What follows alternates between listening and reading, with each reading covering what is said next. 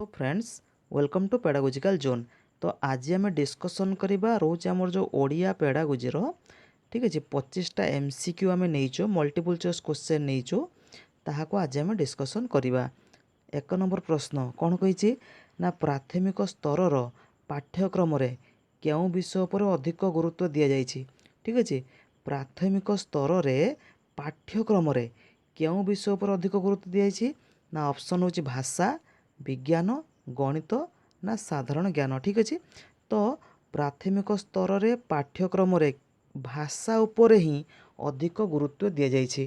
ठीक अच्छे मुख्यतः पिलार मातृभाषा उपरे बुझी अधिक गुरुत्व दि जाए। ठीक अच्छे तो कारण पिलार जिते आम प्राथमिक स्तर में नुह कि पिलार मातृभाषा माध्यम ही शिक्षण करा जाए। ठीक अच्छे तो करेक्ट आंसर कौन हम ऑप्शन नंबर ए हम। 2 नंबर प्रश्न कौन कहला अन्य विषय मानक विषय धारणा शिक्षा करिबारे कौन साहाय्य करिथाए। अन्य विषय मानक विषय धारणा शिक्षा करिबारे कौन साहाय्य करिथाए। गणित ज्ञान सामाजिक पाठ भाषा शिक्षार कौशल ना विज्ञान पाठ। ठीक अच्छे तो आर सठिक आंसर हम ऑप्शन नंबर सी भाषा शिक्षार कौशल। जदि जड़े पिलार भाषा शिक्षार कौशल बहुत भल थिबो से कौन करिपरिबो ना सामाजिक पाठ भी बुझीपर विज्ञान पाठ भी बुझीपर ता विज्ञान पाठ जहाँ भी लेखाई ताको से बुझीपर ना नहीं कि तो करेक्ट आंसर कौन हो ऑप्शन नंबर सी। 3 नंबर प्रश्न कौन कहला ना कौन से कार्य करी तार लक्ष्य स्थल पहुँचापी कौन आवश्यक। ठीक अच्छे कौन से कार्य करी तार लक्ष्य स्थल पहुँचापी कौन आवश्यक होता है ना उत्तम उपकरण ना आधुनिक जंतर व्यवहार लक्ष्य उद्देश्य स्थिर ना आग्रहर सहित काम करवा। ठीक अच्छे देखो कौन से कार्यकल जदि आम लक्ष्य स्थल पहुँचापी आवश्यक कौन होता है प्रथम रही है कौन ना आपणकर लक्ष्य आ उद्देश्य कौन स्थिर करने आवश्यक तापर आपण आग्रहर सहित काम करें। ठीक अच्छे निजर लक्ष्य स्थल पहुँचापी किंतु आम लक्ष्य स्थल पहुँचापी आमर उद्देश्यटा ठीक हवा दरकार नुह कि तो करेक्ट आंसर कौन हम ऑप्शन नंबर सी। 4 नंबर प्रश्न कौन कहला भाषा शिक्षार सर्वनिम्न केतोटी दक्षता रही है। भाषा शिक्षार सर्वनिम्न केतोटी दक्षता रही 4टी 5टी 9टी ना 2टी। ठीक अच्छे तो आमर सर्वनिम्न दक्षता आमर केतोटी अच्छी ना 9टी। ठीक अच्छे केतोटी दक्षता अच्छे 9टी तो कहीदे गोटे गोटे कौन प्रथम रोचे आपणकर श्रवण कथन पठन लिखन ये रहा आपणकर कौन 4टा रोचे तापर धारणार बोधगम्यता व्यावहारिक व्याकरण तापर होचे आपणकर स्वशिक्षण नुह कि तापर भाषा व्यवहार संपर्क में सामर्थ्य प्रदान आ शब्द भंडार वृद्धि याटा किपरि करहब है तो टोटाल उपर आपणकर 9टी दक्षता आसूची। ठीक अच्छे तापर 5 नंबर प्रश्न कौन कहला केउटी भाषा शिक्षार सर्वनिम्न दक्षता नुहे। देखो केउटी भाषा शिक्षार सर्वनिम्न दक्षता नुहे। ठीक तो देखा कौन कह दक्षता नुहे कौटा कही। ठीक अच्छे तो देखा शुणा लेखा पढ़ा व्याकरण सूत्र जानिबा। ठीक अच्छे तो जदि यार आम सठिक आंसर देखा तो केउटी भाषा शिक्षार सर्वनिम्न दक्षता नुहे। देखो आपणकर श्रवण आसब। ठीक अच्छे श्रवण कथन पठन लिखन ये 4टा तार फिक्स जोटा मोर इंग्लीश रे LSRW सिक्वेन्स जो रोचे तो यहाँ फिक्स तो शुणा लेखा पढ़ा तो आसब किंतु व्याकरण सूत्र जानिबा यह सर्वनिम्न दक्षता मध्य आसुना। व्यावहारिक व्याकरण पर गुरुत्व यह आसूची जे व्यावहारिक व्याकरण पर गुरुत्व ताहा सर्वनिम्न दक्षता मध्य आसूची किंतु व्याकरण सूत्र जानिबा आसुना। ठीक तापर नेक्स्ट 6 नंबर प्रश्न कौन कहला प्राथमिक स्तर रे भाषा उपरे पाठ्यक्रम केते शतकड़ा गुरुत्व दि जाइए। बहुत इजी क्वेश्चन डायरेक्ट प्रश्न एटा प्राथमिक स्तर रे भाषा उपरे आमर 40%। ठीक अच्छे आम बही रे 40% गुरुत्व कौट दि जाइए ना भाषा शिक्षण उपरे प्राथमिक स्तर रे। ठीक अच्छे तापर नेक्स्ट 7 नंबर प्रश्न कौन कही पिलाटी विद्यालय को आसवा पूर्वर।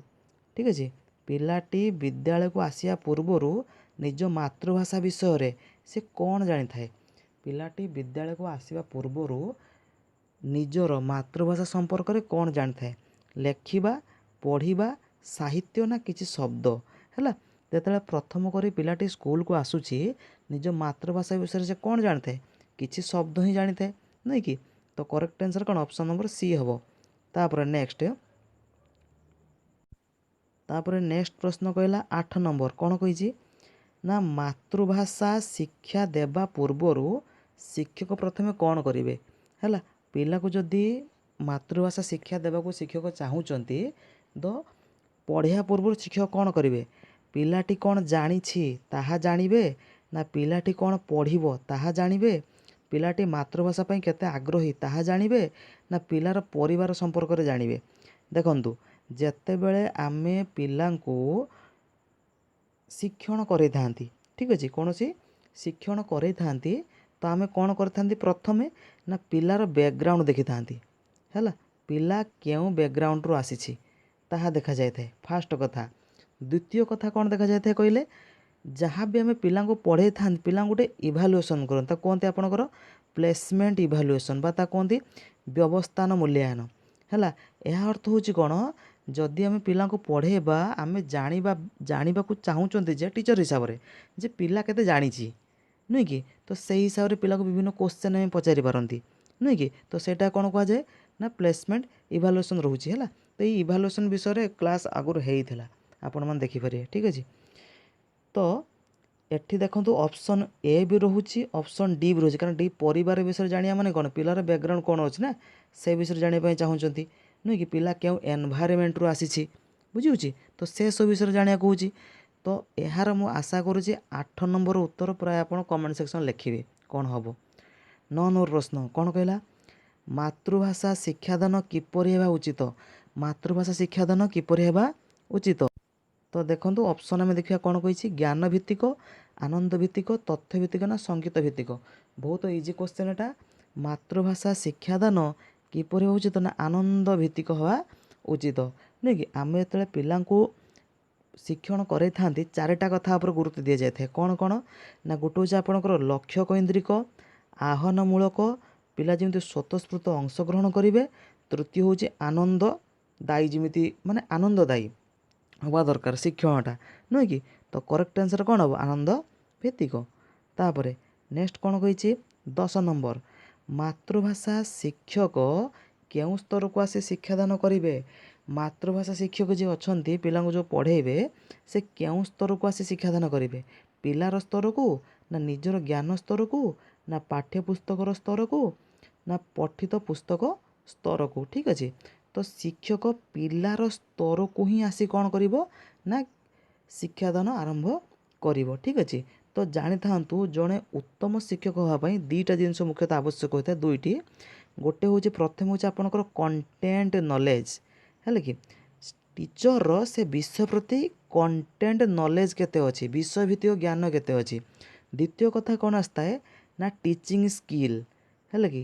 ଟିଚିଂ କରିବା ପାଇଁ ଯେଉଁ ସ୍କିଲ୍ ରହୁଛି ସେ ସ୍କିଲ୍ରେ କେତେ ପ୍ରବୀଣ ସେ ଶିକ୍ଷକ, ନୁହେଁ କି? ତ ପ୍ରଥମେ ଆସେ କଣ୍ଟେଣ୍ଟ ନଲେଜ, ଦ୍ୱିତୀୟ ହେଉଛି ଟିଚିଂ ସ୍କିଲ୍। ଏ 2ଟା ନିହାତି ରହିବା ଆବଶ୍ୟକ, ଠିକ୍ ଅଛି? ଆଉ ଗୋଟେ କଥା ଆସୁଛି, ଯଦି ଆପଣ ପିଲାକୁ ଶିକ୍ଷାଦାନ କରିବା ପାଇଁ ଚାହୁଁଛନ୍ତି ତ ପ୍ରଥମେ ପିଲାର ସାଇକୋଲୋଜି, ନୁହେଁ କି? ପିଲାର ସାଇକୋଲୋଜିକି ଆପଣଙ୍କୁ ଷ୍ଟଡ଼ି କରି ଫାଷ୍ଟ କରିବାକୁ ପଡ଼ିବ, ନୁହେଁ କି? କାରଣ ସବୁ ପିଲାମାନଙ୍କର କ'ଣ ହେଉଛି ଶିକ୍ଷଣ ଶୈଳୀ ଅଲଗା ଅଲଗା ରହୁଛି, ନୁହେଁ କି? ସବୁ ପିଲାମାନେ କ'ଣ ବିଭିନ୍ନ ପ୍ରକାର ସବୁ ଶିଖିଥାନ୍ତି, ନୁହେଁ କି? ତ ଯଦି ଆପଣ ପିଲାଙ୍କୁ ମାତୃଭାଷା ଶିକ୍ଷା ଦେବାକୁ ଚାହୁଁଛନ୍ତି ନା ପିଲାର ସାଇକୋଲୋଜି କିପରି ହେଉଛି ତାହା ଜାଣିବା ଆବଶ୍ୟକ, ବା ପିଲା କେଉଁ ଭଳିଆ ବୁଝିବ ପାଠଟାକୁ, ନୁହେଁ କି?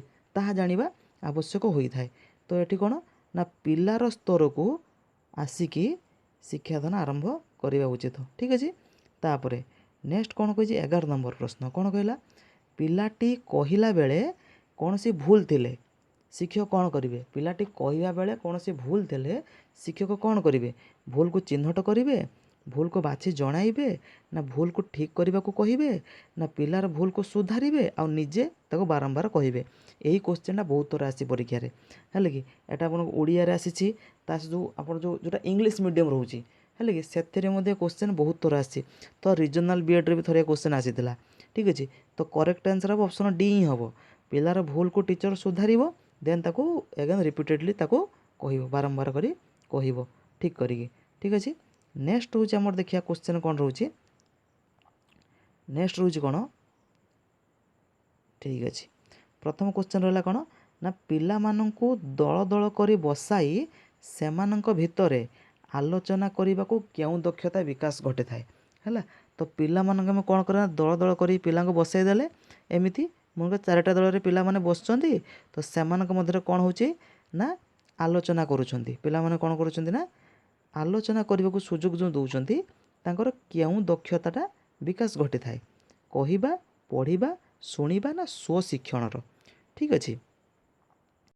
तो देखंतु आमे तेले विद्यालय जितेबाला आम पिला शिक्षण करें पिला मन कौन ग्रुप रे मध्य करा जाय थाए नुह कि ग्रुप वर्क जहाँ भी रोचे ताहा मध्य करा जाय थाए नुह कि तो ये करेक्ट आंसर कौन हम ना स्वशिक्षण हम है करेक्ट आंसर कौन हम स्वशिक्षण हम।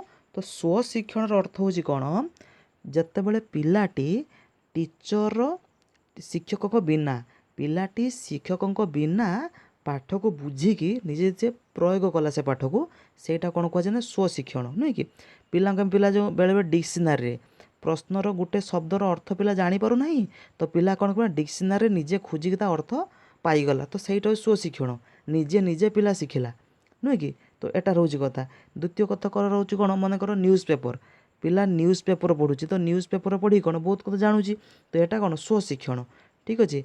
आमे जो दलगत आलोचना करे पिलांकर स्वशिक्षण वृद्धि करने कारण गोटे दलगत आलोचना करा जाय थाए बहुत पिला रही था नुह कि तो से मध्य कौन डिस्कसन होता है ना फर कौन दे स्वशिक्षणटा वृद्धि होता है ठीक अच्छे।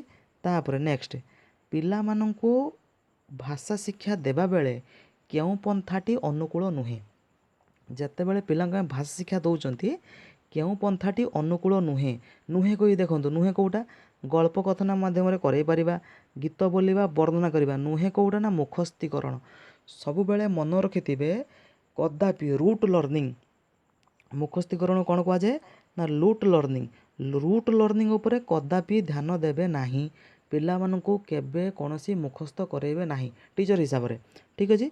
तो कहला अनुकूल नुहे कौटा कहिछि ना आपनकर मुखस्थीकरण हबो ठीक अछि।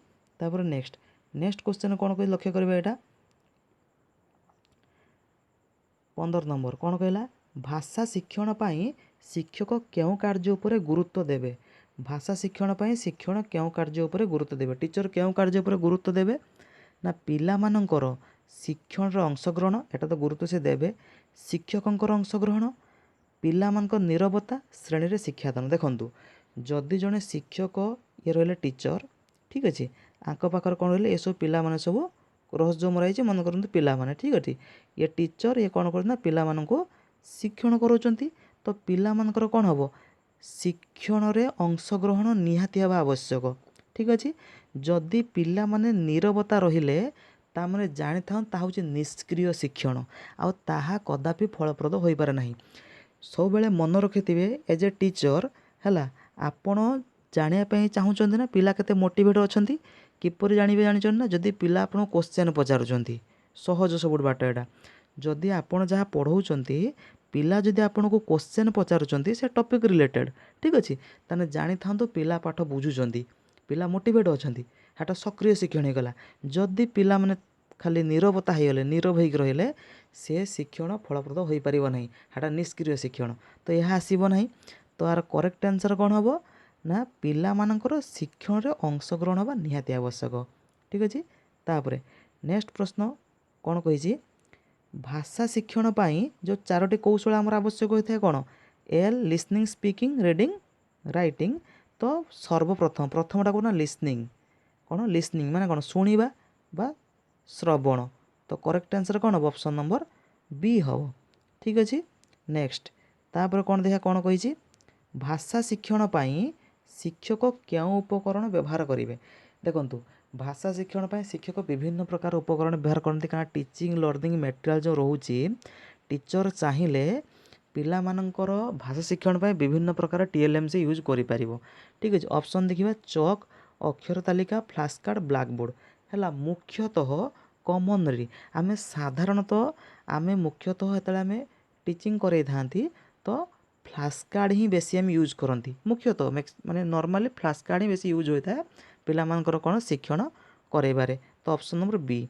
नेक्स्ट तापर क्वेश्चन देखिए कौन कही 18 नंबर प्रश्न कौन कहला स्वशिक्षण पाई श्रेणीगृह रे की सुविधा रहिबा आवश्यक। स्वशिक्षण पाई श्रेणीगृह रे की प्रकार सुविधा रहिबा आवश्यक कौन ना बसी बही पढ़िबे खबर कागज पढ़िबे चित्र करिवे ना अन्य पिलामानक सहित दलगत आलोचना करिवे।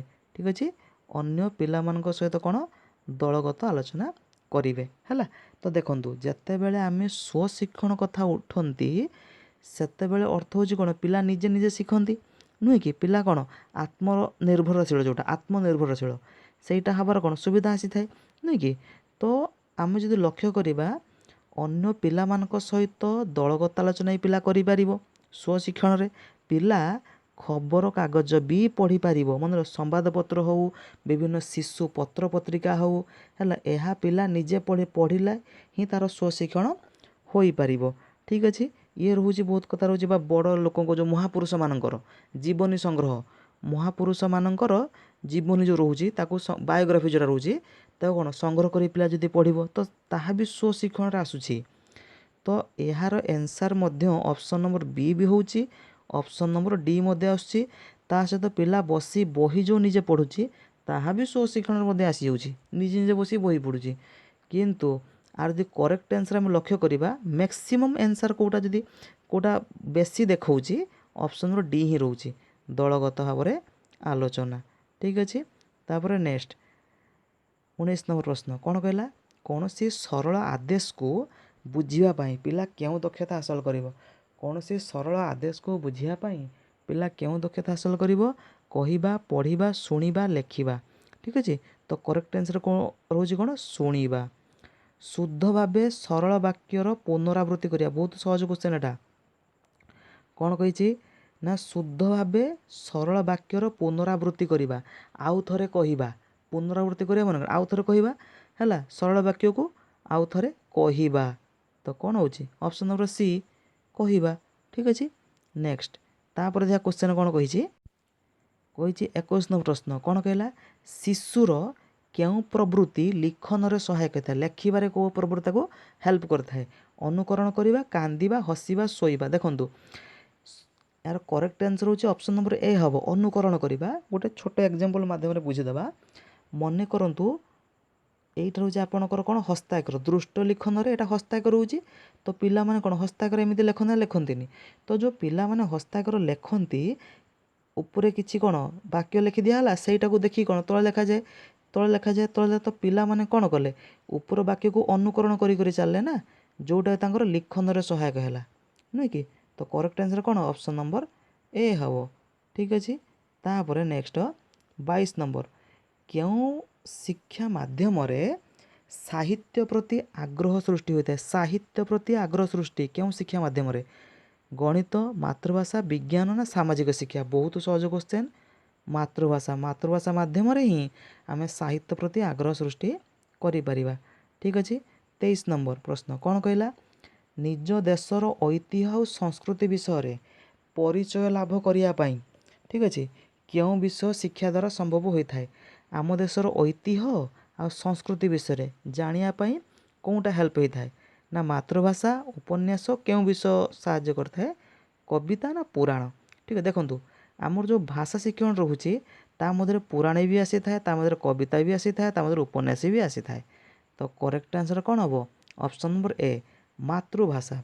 ठीक अछि तापर नेक्स्ट कौन कहला केउठी मातृभाषा शिक्षण पाई आवश्यक नुहे केउठी मातृभाषा शिक्षण पाई आवश्यक नुहे कोउटा देखियो ऑप्शन देखिया कौन कहिछि ना मानविक गुणावली आवश्यक ऐतिह्य आवश्यक संस्कृति आवश्यक समर शिक्षा। तो देखो मातृभाषा शिक्षण पे कौटा आवश्यक नुहे ना समर शिक्षा आवश्यक नुहे तो करेक्ट आंसर कौन हम ऑप्शन नंबर डी हम। ठीक अच्छे यही किसी क्वेश्चन जहाँ आम एटी आम डिस्कसन करदे जदि किसी डाउट थे आप कमेंट सेक्शन लिखिए और द्वितीय कथा जदि मु भी जदि मन करूँ किसी भूल कहीदेची है कि ताहा आपण कमेंट सेक्शन लिखिए जदि मुझे भूल कही तार सठिक आंसरटा आप कमेंट सेक्शन लिखिपारे।